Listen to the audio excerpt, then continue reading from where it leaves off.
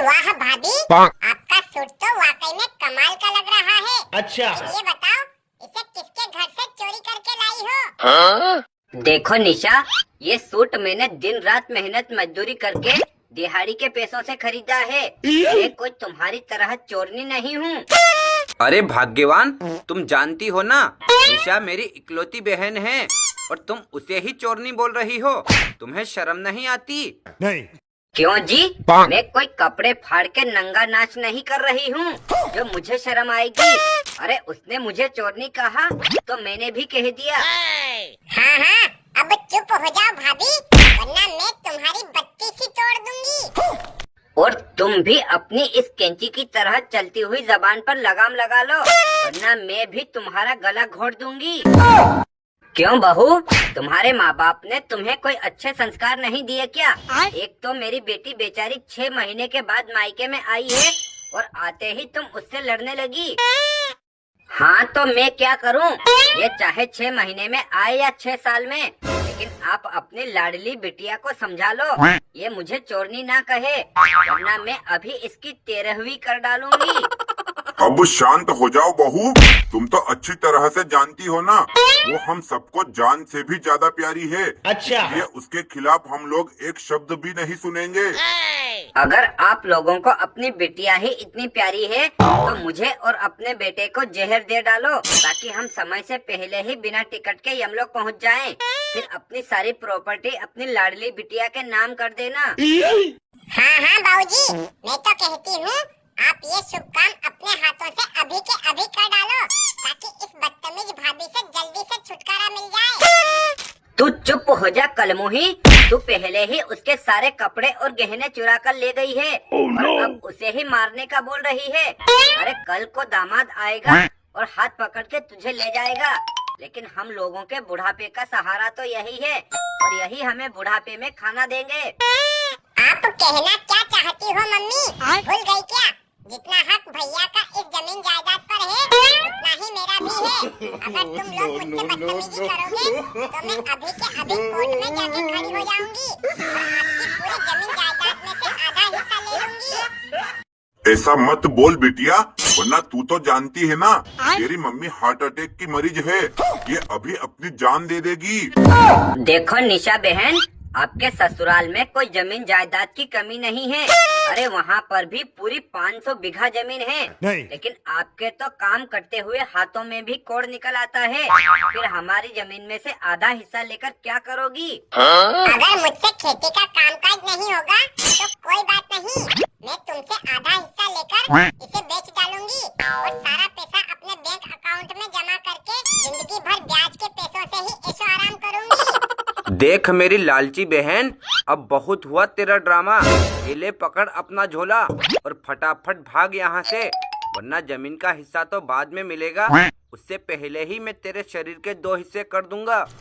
अबे ओए जोरू के गुलाम, कान खोल के सुन ले, मैं तेरी इन गिदड़ भक्तियों से डरने वाली नहीं हूँ और मैं जा रही हूँ अब थाने में। अगर आधा हिस्सा ना लिया तो मेरा नाम भी लहसुन नहीं।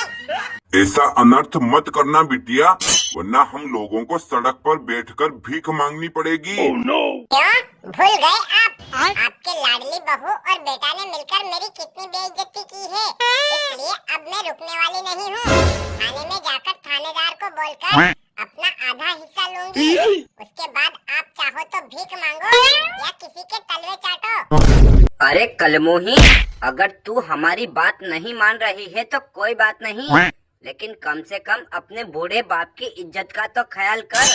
अगर तू ऐसा कदम उठाएगी तो वो समाज में किसी को मुंह दिखाने लायक नहीं रहेंगे। तो बोल देना अपने पति को कि जाकर 4 दीवारी में छुप जाए। देखो ननन जी, आपने बर्दाश्त की सारी सीमाएं पार कर दी है।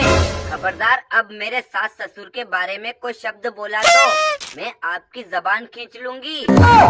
अबे सुन, मेरे डरपोक भैया की बेलगाम घोड़ी, वो तेरे सास ससुर होने से पहले मेरे माँ बाप हैं, इसलिए मेरा जो मन पड़ेगा वो बोलूंगी और तू भी चुप हो जा, वरना तेरी चोटी पकड़ के घसीट दूंगी। ये क्या अनाप शनाप बोल रही हो निशा? तुम तो अच्छी तरह से जानती हो ना, पूरे गांव के लोग हमारी बहुत इज्जत करते हैं। अच्छा। और अगर तुम ही ऐसा करोगी तो पल भर में हमारी इज्जत मिट्टी में मिल जाएगी। अबे ओए छछुंदर की औलाद, तू ये समझदारी वाली बातें किसी और के आगे करना। No no no no.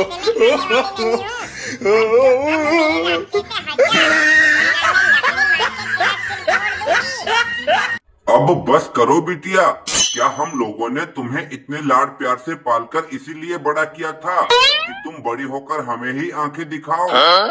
देखो बाबूजी, आपको तो अच्छी तरह से पता है ना, मैं बहुत बड़ी जिद्दी हूँ। अगर कोई जिद कर लेती हूँ तो उसके आगे प्रधानमंत्री भी थर थर कांपते हैं। अरे तू प्रधानमंत्री वाली बात मत कर कलमुही, वो तो खुद अपनी बीवी से डरता है, इसीलिए उससे दूर जाके बैठा है। अच्छा। तू समय समय पर आकर हम लोगों को क्यों लूटती है? देखो मम्मी, इसको लूटना नहीं बल्कि अपना अधिकार पाना कहते हैं। और आपकी पूरी जमीन जायदाद में से आधा अधिकार मेरा भी है।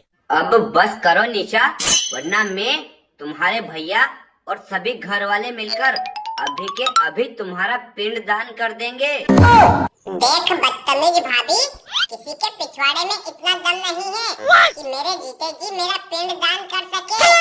क्यों निशा, हमारे माँ बाप ने हम लोगों को कितने अच्छे संस्कार दिए थे, क्या तू वो भूल गई है जो अपनी ही भाभी से तू तड़ाक करके बात कर रही है? देख जोरू के गुलाम, अपनी बीवी से डरता होगा तू, मैं नहीं। No no no no.